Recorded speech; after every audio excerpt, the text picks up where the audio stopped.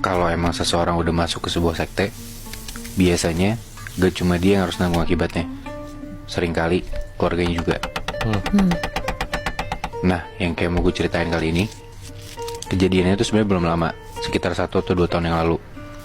Ada sepasang suami istri, namanya Heru sama Lita. Umur mereka 30-an hampir 40 lah.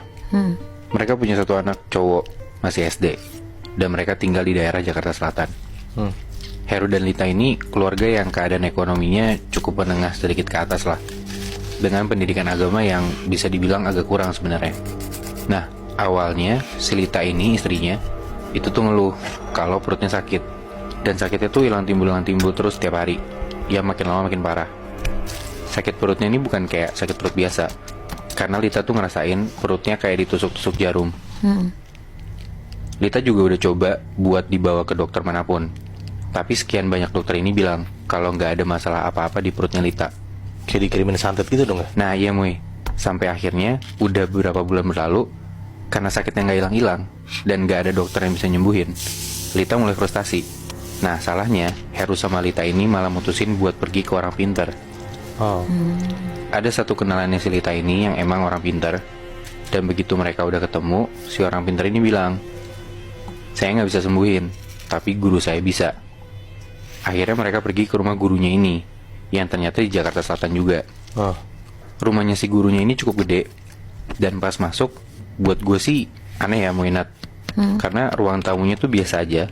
Tapi begitu masuk ke ruang tengah, itu kayak ada panggung yang di tengah-tengahnya tuh ada altar. Tau altar gak sih lo? Nggak tahu. Altar tuh kayak meja persembahan gitu loh. Nah, di altar ini kanan kirinya tuh kayak ada tombak, ada keris, terus ada kepala kambing digantung kayak yang udah diawatin gitu. Terus ada kain kafan, sama ada kursi besar di belakang altarnya. Kayak tempat buat ibadah ya? Iya betul banget. Nah, kursi besarnya tuh kayak di belakang si altar ini, kayak buat tahta orang penting gitu loh kelihatannya. Iya, gue kebayang. Nah, di situ ketemulah Heru dan Lita sama gurunya si orang pinter ini. Sebut aja nama gurunya itu Pak Jarwo. Setelah kenalan, Lita ngasih tahu keluhannya dia apa. Pak Jarwo megang perutnya Lita sambil baca-bacain doa gitu. Habis itu Pak Jarwo ini bilang, kalau besok perut kamu gak sakit, kamu datang lagi ya ke sini. Bener aja, besokannya, untuk pertama kali dalam beberapa bulan terakhir, perutnya Lita ini gak sakit sama sekali. Jadi langsung sembuh gitu? Iya, langsung sembuh. Nah, besokannya lagi, sesuai perintah Pak Jarwo, mereka datangin lagi rumahnya Pak Jarwo ini. Karena kemarin Pak Jarwo minta buat kayak gitu kan.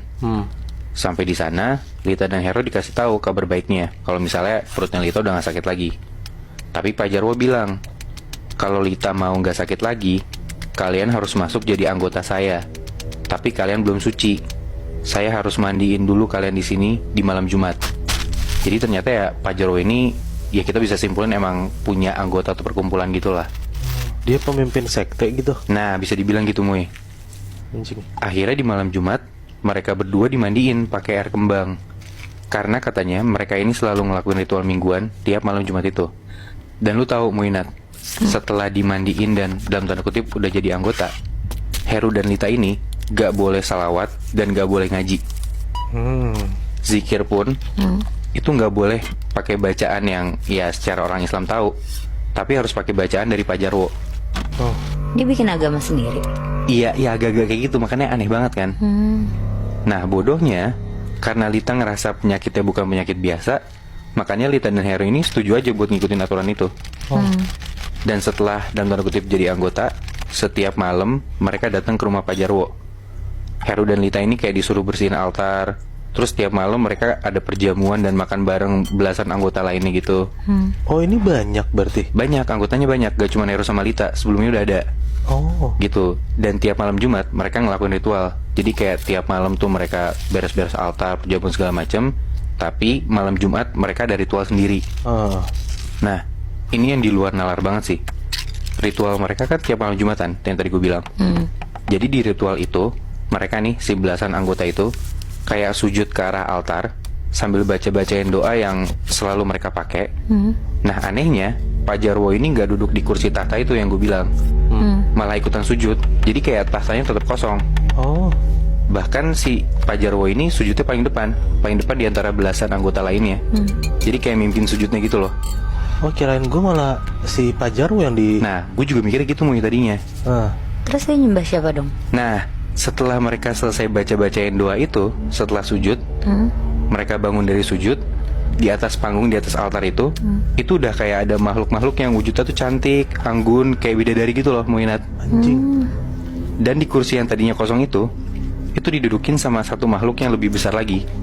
Wujudnya sebenarnya manusia, tapi auranya tuh beda banget loh, kayak bercahaya gitu. Dan pas lo lihat tuh kayak, sorry ya, kayak lo ngeliat nabi gitu loh. Bangsat, nongol tiba-tiba. Nongol tiba-tiba aja Muy, setelah mereka bangun dari sujud. Ah.